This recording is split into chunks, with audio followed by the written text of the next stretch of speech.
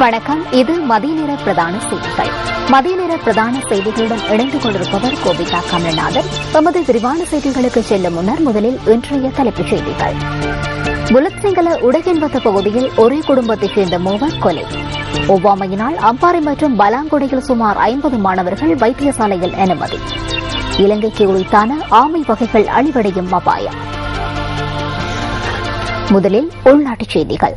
கசக்ஸ்தானுக்கு உத்தியோகபூர்வ விஜயம் ஒன்றை மேற்கொண்டுள்ள ஜனாதிபதி மஹிந்த ராஜபக்ச நேற்று கலாசார நிகழ்வொன்றில் கலந்து கொண்டார்.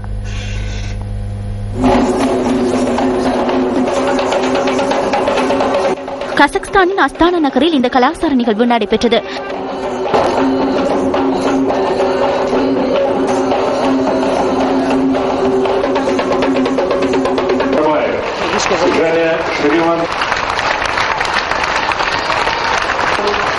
இதன்போது இரு நாடுகளினதும் கலாச்சாரத்தை பிரதிபலிக்கும் வகையிலான கலை நிகழ்ச்சிகளும் இடம்பெற்றன.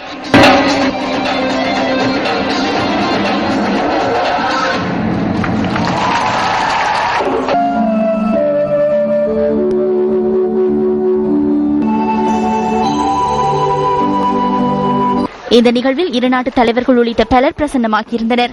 1992 ஆண்டிலிருந்து இலங்கை மற்றும் கசக்ஸ்தானுக்கு இடையில் ராஜதந்திர உறவுகள் நிலவியதுடன் இரு நாடுகளுக்கு இடையில் பொருளாதாரம், வர்த்தகம் மற்றும் கலாச்சார உறவுகள் நிலவின.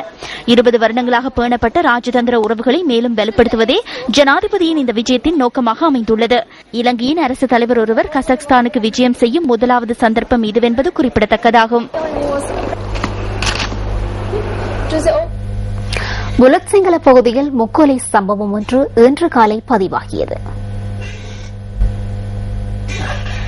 புலத்சிங்கல ஹல்வத்துர உடகேன்பத்த பகுதியில் வீடொன்றிற்குள் ஒரே குடும்பத்தைச் சேர்ந்த 3 கொலை செய்யப்பட்டுள்ளனர். அந்த 3 சடலங்களிலும் வெட்டுக்காயங்கள் காணப்படுவதாக போலீஸ் ஊடக பேச்சாளர் சிரேஷ்ட போலீஸ் அத்தியட்சகர் பிரிசாந்த் ஜெயக்கொடி குறிப்பிட்டார். 92 வயதான தந்தை, 80 வயதான தாயார் மற்றும் 60 வயதான மகனை இவ்வாறு உயிரிழந்துள்ளதாக அவர் தெரிவித்தார். இன்று காலை 7 மணி அளவில் போலீசாருக்கு கிடைக்கப்பெற்ற தகவலுக்கு அமைய இந்த சடலங்கள் மீட்கப்பட்டிருந்தன.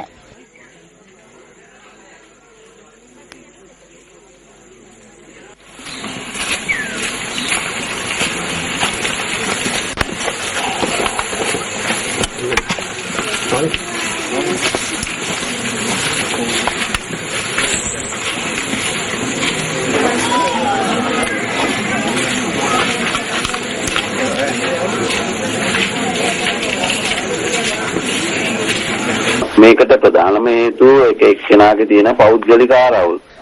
தனிப்பட்ட பிரச்சினை இவ்வாறான சம்பவங்களுக்கான பிரதான காரணியாக அமைகிறது. மனித உயிரின் பெருமதி தொடர்பில் கருத்தில் கொள்ளப்படவில்லை என்பது தெளிவாக புலனாகிறது. இவ்வாறான அனைத்து சம்பவங்களின் பின்புலத்தில் உள்ள சந்தேக நபர்கள் கைது செய்யப்பட்டுள்ளனர்.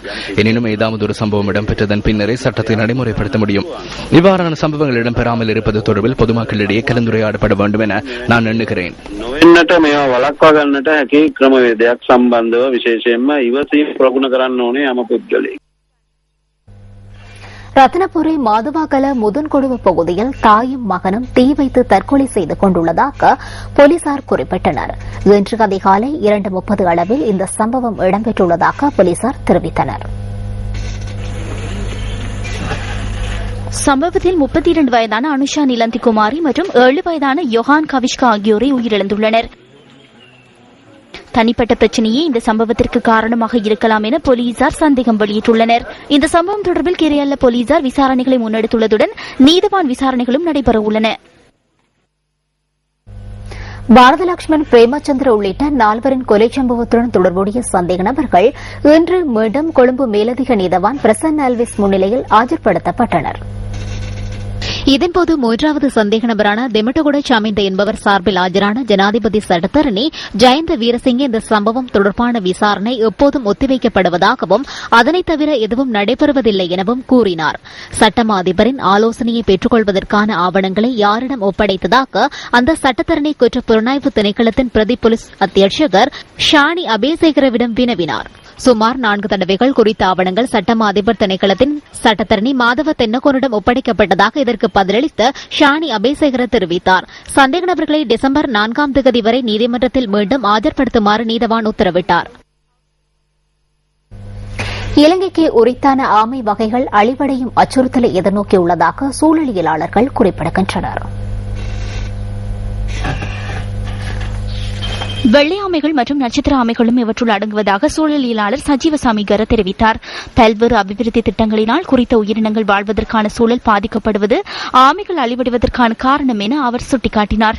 சூழலில் அதிக அளவிலான ரசாயன பொருட்கள் சேர்தல் மற்றும் ஆமைகள் சுதந்திரமாக சஞ்சரிக்கும் வனப்பகுதிகள் அளிக்கப்படுவதும் இதற்கான முக்கிய காரணம் என அவர் மேலும் தெரிவித்தார்.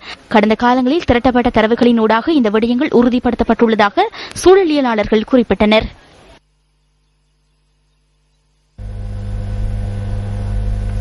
ஒவ்வாமையினால் பலாங்குடை உடுகம மகா வித்தியாலயத்தின் 20 மாணவர்கள் வைத்தியசாலையில் அனுமதிக்கப்பட்டுள்ளனர். பாடசாலை இன்று காலை ஆரம்பமானதன் பின்னர் மாணவர்களின் உடலில் புள்ளிகள் ஏற்பட்டிருந்ததாக பலாங்குடை ஆதார வைத்தியசாலையின் வைத்திய அத்தியட்சகர் DMC தசநாயக்க தெரிவித்தார். வைத்தியசாலையில் அனுமதிக்கப்பட்டுள்ள மாணவர்களின் நிலைமை கவலைக்கிடமாக இல்லை என அவர் சுட்டிக்காட்டினார். 12 மற்றும் 13 வயதான மாணவர்களே இவ்வாறு வைத்தியசாலையில் அனுமதிக்கப்பட்டுள்ளனர். இதேவேளை ஒவ்வாமை காரணமாக அம்பாறை காமினி வித்தியாலயத்தின் 30 மாணவர்கள் அம்பாறை பொது வைத்தியசாலையில் அனுமதிக்கப்பட்டுள்ளனர். குறித்த மாணவர்கள் வைத்தியசாலையில் தோல் நோய்கள் தொடர்பான விசேட நிபுணரின் கண்காணிப்பின் கீழ் சிகிச்சை பெற்று வருவதாக வைத்திய அத்தியட்சகர் குறிப்பிட்டார். இலங்கைக்கு சட்டவிரோதமாக கொண்டு வருவதற்கு முயற்சித்த ஒரு தொகை கேரள கஞ்சா கட்டுநாயக்க விமான நிலையத்தில் சுங்க பிரிவினரால் கைப்பற்றப்பட்டுள்ளது. சென்னையிலிருந்து விமானத்தின் மூலம் இன்று அதிகாலை இலங்கைக்கு வந்த ஒருவரை சோதனையிட்ட போது இந்த கேரள கஞ்சா கண்டுபிடிக்கப்பட்டதாக விமான நிலைய சுங்கப்பிரிவு குறிப்பிட்டது. சந்தேக நபரிடமிருந்து 15 கிலோகிராம் கஞ்சா கைப்பற்றப்பட்டதுடன் அதன் பெறுமதி 22 லட்சம் ரூபாவிற்கும் அதிகம் என தெரிவிக்கப்படுகின்றது. மாத்தறை பகுதியைச் சேர்ந்த ஒருவரை இந்த சம்பவம் தொடர்பில் கைது செய்யப்பட்டுள்ளார். முருணாகலை பொத்துவில் பிரதான வீதியின் மஞ்சள் கடவையில் பயணித்த ஒருவர் மீது டிப்பர் மோதியதில் குறித்த நபர் உயிரிழந்துள்ளார். உபேகுட மகா வித்தியாலயத்திற்கு அருகில் இந்த விபத்து இடம்பெற்றதாக எமது பிராந்திய செய்தியாளர் கூறினார். இன்று காலை 6 மணியளவில் இந்த விபத்து இடம்பெற்றுள்ளது. 4 பிள்ளைகளின் தந்தையான 67 வயதான ஒருவரே இந்த விபத்தில் உயிரிழந்துள்ளார். இந்த விபத்து தொடர்பில் டிப்பர் வண்டியின் சாரதி கைது செய்யப்பட்டுள்ளார்.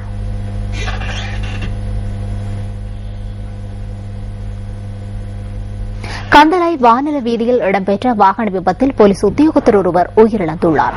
கந்தலாய் போலீஸ் நிலையத்தில் கடமையாற்றும் உத்தியோகத்தரே இவ்வாறு உயிரிழந்துள்ளார். அவர் பயணித்த மோட்டார் சைக்கிள் வீதியை விட்டு விலகி மின்கம்பம் ஒன்றுடன் மோதி விபத்திற்குள்ளாகியுள்ளது. 24 வயதான குறித்த போலீஸ் உத்தியோகத்தர் கந்தலாய் பகுதியைச் சேர்ந்தவர் என தெரிவிக்கப்படுகின்றது.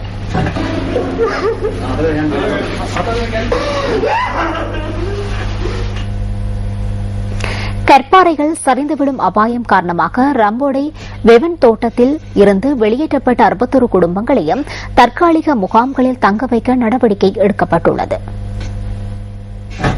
இதற்காக பெருந்தோட்ட அமைச்சின் காணி ஒன்று ஒதுக்கப்பட்டுள்ளதாக நுவர்லியா மாவட்ட செயலாளர் DBG குமாரசிறி தெரிவிக்கின்றார்.